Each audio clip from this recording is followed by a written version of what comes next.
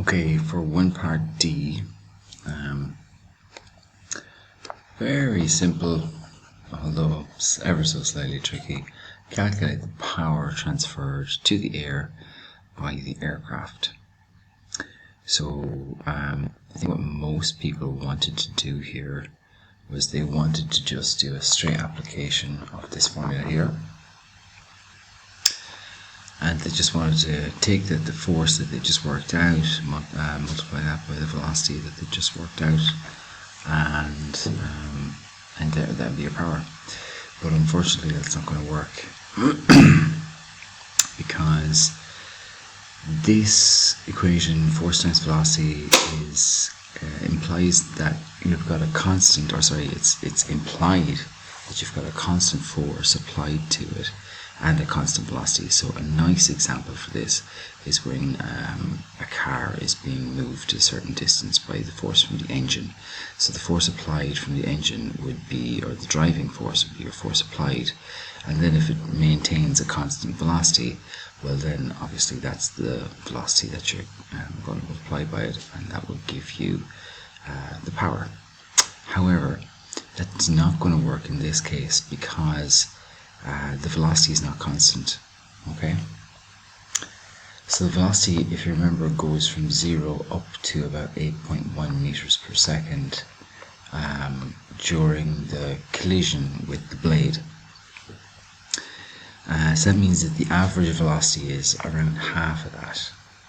Okay, so if you can use the equation, but you just need to remember that you have to get the average velocity. In other words, you're basically just going to take that velocity divided by 2, because you're assuming that it starts from rest, and the average velocity then should be the sum of the two velocities divided by 2, assuming a constant acceleration.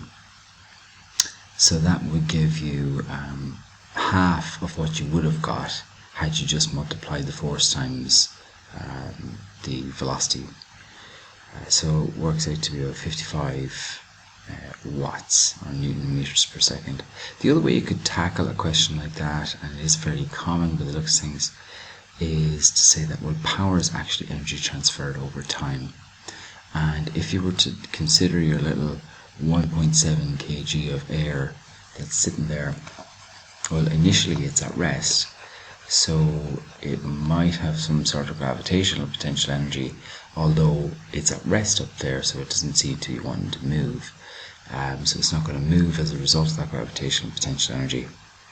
But after it gets pushed, it is pushed and it winds up at a velocity of about 8.1 meters per second. So that means it now has kinetic energy. So we know the equation for kinetic energy is half mv squared. So just directly substituting in your numbers which you have for that, you've got a half times the mass, which is 1.7 kilos, times your speed that you just calculated, squared, don't forget to square that one, and divided by the time taken to transfer that energy. And we know that the time taken there was 1 second, and that works out to be pretty much the same thing. Okay. Again, that was to two significant figures. In the answer key, they had expected you to write down 56 watts, but 55 I think would have been just as good, because they would have assumed that you would have been dropping your significant figures when you rounded earlier on. Okay, the last one is one part E. The package and string are now released and fall to the ground. The lift force on the aircraft remains unchanged. Calculate the initial acceleration of the aircraft. So again, a fairly common type of problem where you've got a string and then suddenly somebody cuts the string, and what's going to happen to the forces now. So we knew that before. I split this into two parts. So before, we had a balanced situation where the net force was 0, you have a lift of 13.7 newtons, you have a force of gravity of 13.7 newtons. Then somebody comes along and cuts the string, or whatever happens, the package and string drop. At this point then, the forces are now unbalanced. So you've got the lift force minus the force of gravity, but this time it's just the force of gravity of the drone, okay? And that's going to be equal to the mass of the drone times its acceleration.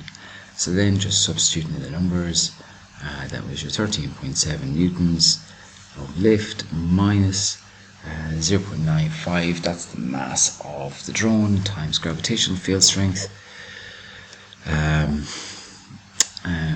and then your 0.95 again is the mass of the drone. Rearranging for A gives you that, and you wind up with an acceleration of 4.6 meters per second squared. Okay, hopefully that makes sense, hopefully that will help.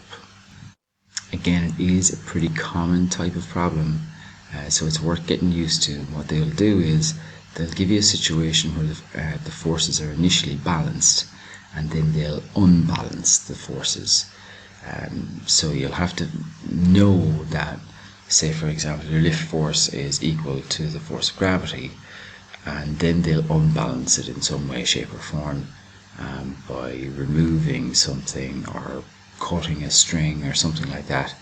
And at this point then you need to solve for the acceleration, okay?